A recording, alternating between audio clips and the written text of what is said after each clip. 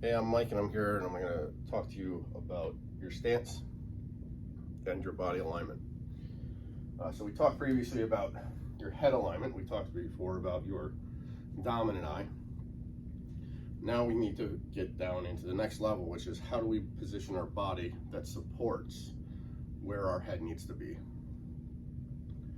When we talk about your stance and your body alignment, 4 key factors that should be considered are stability, alignment, clearance, and comfort.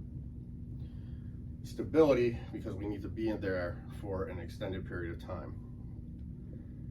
For alignment, it needs to support where our head needs to be so that we can shoot straight. Clearance will create a good stroke. If our body's in the way, we can't just have the pendulum. And then comfort, if you're not comfortable, 1, you're not going to do it. 2, you're going to get out of that position as soon as you can.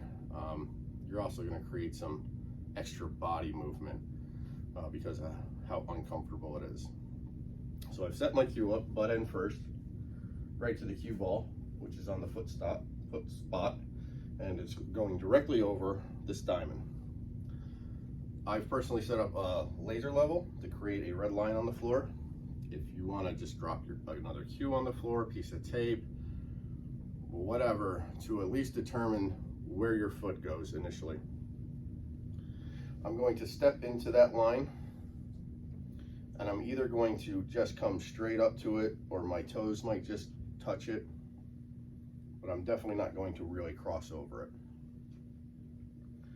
So my foot comes into it at about a 45-degree angle to start with. This is a good starting point because I can adjust left or right as needed. Lots of different stances in pool, lots of people, lots of bodies, lots of body parts, lots of injuries that could cause a different stance. We have anywhere from a snooker stance, which is squaring up to the table, to more of an American stance, which is almost 90 degrees to the end towards your cue. Which one's right for you? You decide. Again, we do this so that we can shoot straight. That's the key. That's what we're trying to get out of this.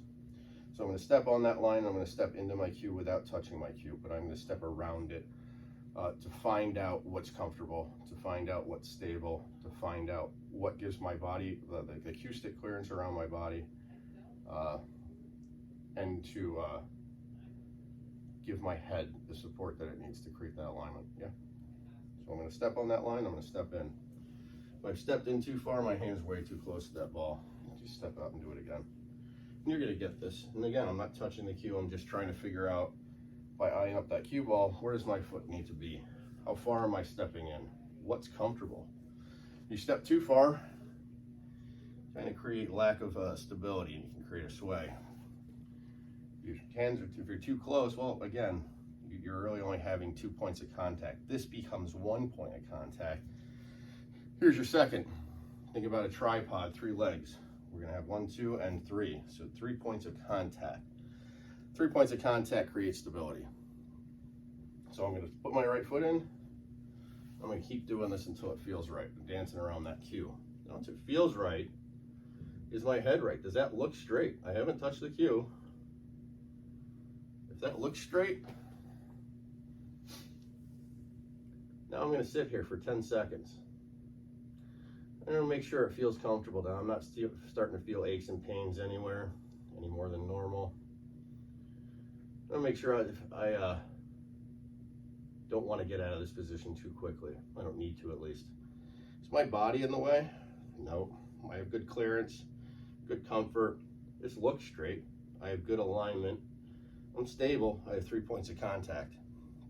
This, to me, is a good alignment. Body alignment and good stance.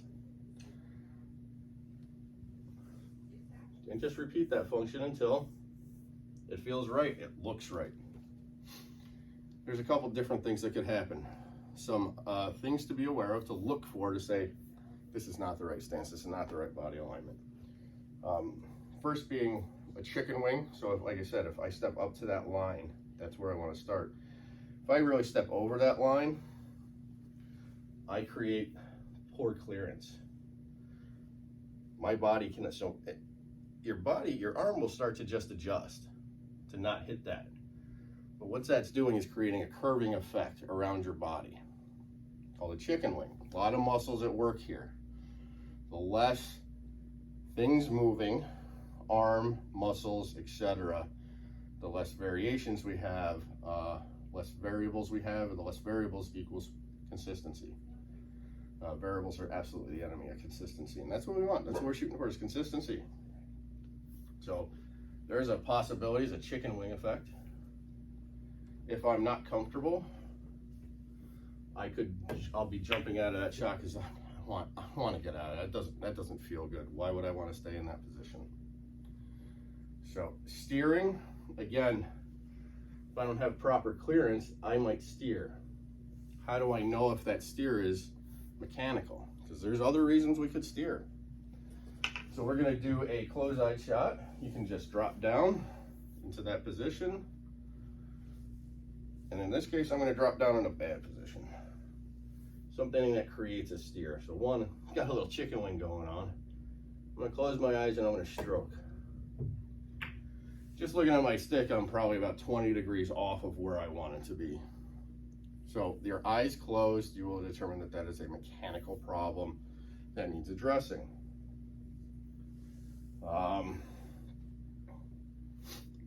So popping down, chicken winging, steering, those are all results of a bad stance, one that's not going to work, bad body alignment. Keep in mind, to review, we want to make sure we're stable, that we're aligned, that we have body clearance, and we have comfort.